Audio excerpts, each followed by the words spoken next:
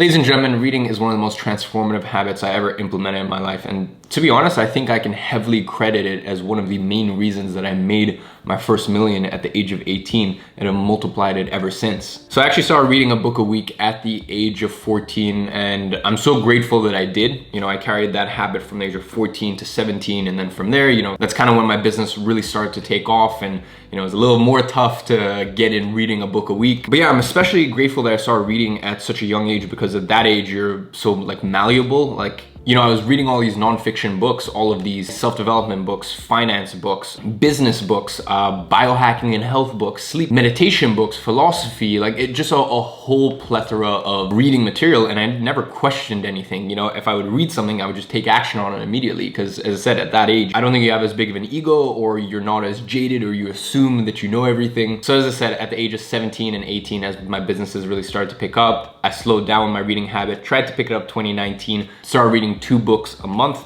and then now here in 2020 I am back to reading a book a week. Now, I know reading is one of those habits that is immensely difficult to pick up and just get in the habit of. And once again, if you fall off, it is just as difficult to make it a routine and make it a habit again, as I have found out this year. So in today's video, I'm going to give you 5 practical tips to read more books and really break down how I managed to read a book a week. So tip number 1 is build it into your routine. Like solidifying any habit in life, you need to assign a specific time to it. Now, earlier this year, I was actually reading just after meditation. I was reading the 30 minutes right before I jumped into work. Now, usually I actually train and work out in the mornings, although, you know, things have been a little different in 2020, as you know. So that's why I mix things up a little. I actually prefer to read at night before bed. Now, 99% of the books I read are non-fiction. So I know for a lot of people, reading before bed, it gets your mind racing, gets you very technical, and that actually impedes your ability to fall asleep. But for me, for some reason, I have my chamomile tea,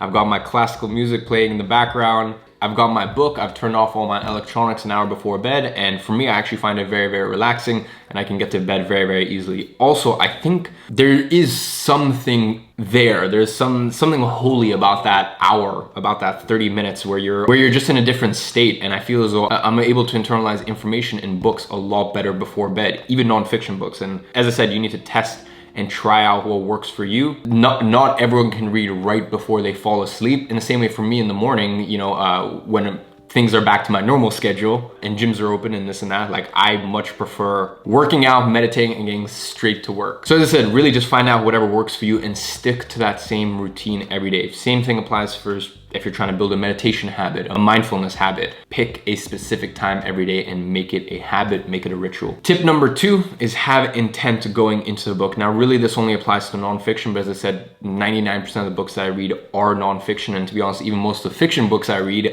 for example, some of my favorites, Atlas Shrugged, 1984, Brave New World, The Great Gatsby, Mayor of Casterbridge, those sort of books. Most of the time I'm reading books with meaning to them. So even in those instances when I know that there's a modern classic that I really should have read, even with a lot of those books, I'm going in with intent. It's just every once in a while, there'll be a book that I'm, you know, is a autobiography or a fiction book, and there's no real intent. Like I'm actually just trying to enjoy myself. In those cases, obviously I don't go in with an intent. But the reason I say this is because right before I start reading a book, I actually like to go online and read summaries of the book. I like to read cliff notes. And you know, I know some of you guys may be thinking, oh, but that's a spoiler alert. Well, not really. When you're reading a nonfiction book, like I'm there to extract as much value out of that book as humanly possible. So I don't care if it's if there's a spoiler alert, because that allows me to get some context as to what I'm about to read, and also allows my RAS, my reticular activation system, to kind of focus in and specifically hone in on parts of the book where I know it's most applicable to me, and where, because I've set my intent, I know that that part of the book will give me what I want out of it. So wherever you're writing notes, say for example, some of you guys may be writing notes in the notes section of your phone, or maybe using Notion or Bear or whatever it is that you're using to take notes. At the top of your book notes or your summary or whatever you make for yourself, go ahead and set an intent for that book. What do you actually want to get out of it? And that actually brings us to tip number 3, which is you don't need to finish every single book. Now, I know that every single reading purist is about to comment in the comments section that they vehemently disagree with me and that I'm an idiot and this and that, but hear me out. If you were watching an educational YouTube video online and you saw that either that it didn't deliver on the promise of the title, or they were just very poorly made, you'd click away and you would feel absolutely zero remorse for doing so. So why do us as reading purists think that like once you start a book, you can't stop, or you can't, or you can't just accept the sunk cost and go, yo, this is not a good book. This is not a good book. The title is misleading, or a lot of times, most of the times what authors do is they just keep spinning around the same topic and rephrasing it 80 different times because they can't make a book that's 60 pages long. They have to beef it up to 300 pages, even though there's really only 60 pages worth of value. I finish around 80% of books, and I'm glad that I don't finish those other 20% that, that I only get maybe 1/3 of the way through or half the way through, because those are really those books, and we all know what it's like to have that book where you are adamant you are gonna finish it, and it just ends up sitting on your bookshelf for 3 months, and you're trying to get through it, and you're hustling your way through it, and you're trying to make it happen, when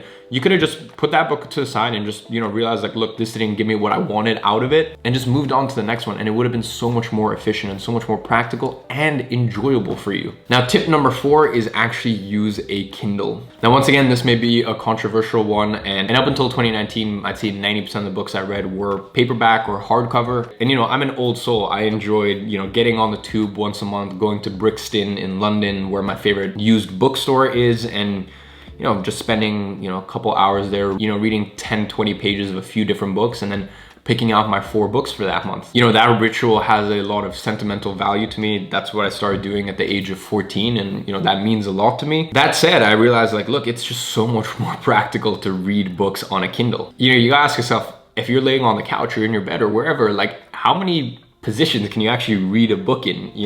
Like if you've got a book, especially if you've got to highlight it as well, like it's tough. Whereas with a Kindle, like I don't even need to hold the book open. With a Kindle, sometimes I can be eating food and I can just crane my neck over as I'm eating food. I can just hold it up like this. I can hold it up like this. There's the pushers on both sides. I can, when you're in a plane, it's so much more convenient. When you're on the couch, you can read it like this.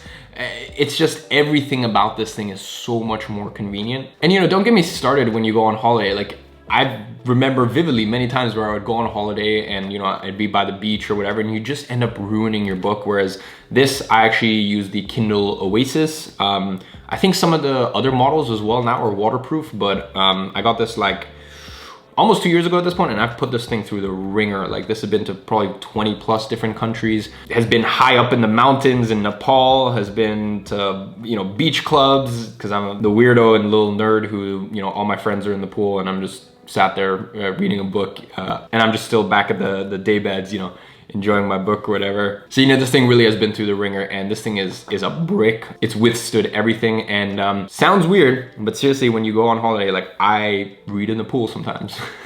I'll admit it. That's what you guys caught me. And yeah, this thing's waterproof, so it's quite nice to know that if you drop your Kindle in the pool, which I've never done, but it's nice to know that you can, it's waterproof. And even just like going from the ocean and then coming back and like having water in your Kindle and just knowing that, okay, nothing's gonna happen, it's not gonna break. Or like paperback, you're not gonna ruin your book. So yeah, when I was really trying to pick up the pace in 2019 and kind of get back to a decent pace of reading a book every 2 weeks, I picked up the Kindle Oasis and I made the full switch to the Kindle ecosystem. Once again, with the amount of traveling that I do, I can have thousands of books on there. And I actually haven't had a home for 8 months. I've been traveling. And I just can't imagine what it would be like to lug around all of these books when they're just all on there, a highlight on there, and then that gets uploaded straight to their cloud system. So you can go on the internet and type in like cloud.kindle.com, I think, and you actually have all of your highlights, and then it's easy to move that over to, for me, I use Notion.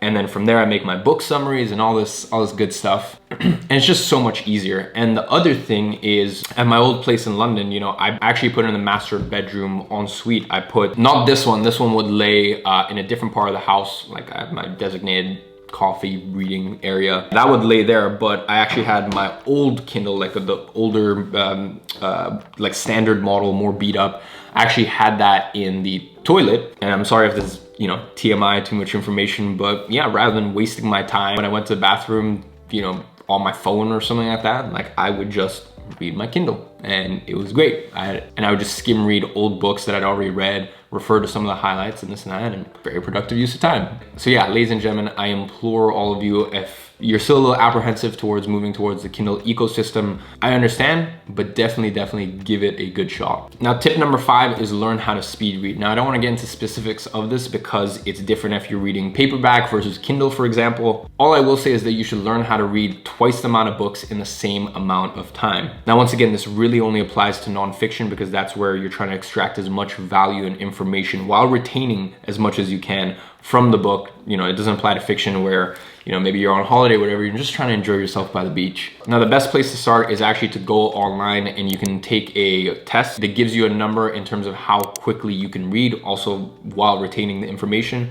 And that'll really give you a good set point and give you a bit of context as to like how much could you improve and potentially how many more books could you read this year. So ladies and gentlemen, that wraps it up for my 5 tips. I'm super curious to see, what do you guys prefer, Kindle or paperback? So go ahead and do this. If you prefer paperback, drop a like, and if you prefer Kindle, just comment Kindle in the comment section.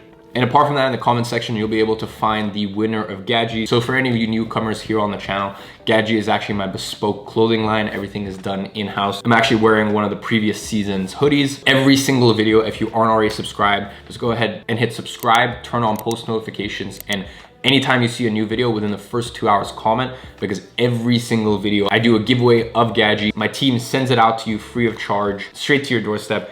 And as I said, in the comment section, you can find today's giveaway winner from last video. So ladies and gentlemen, I hope you guys enjoyed, and I'll see you in the next one.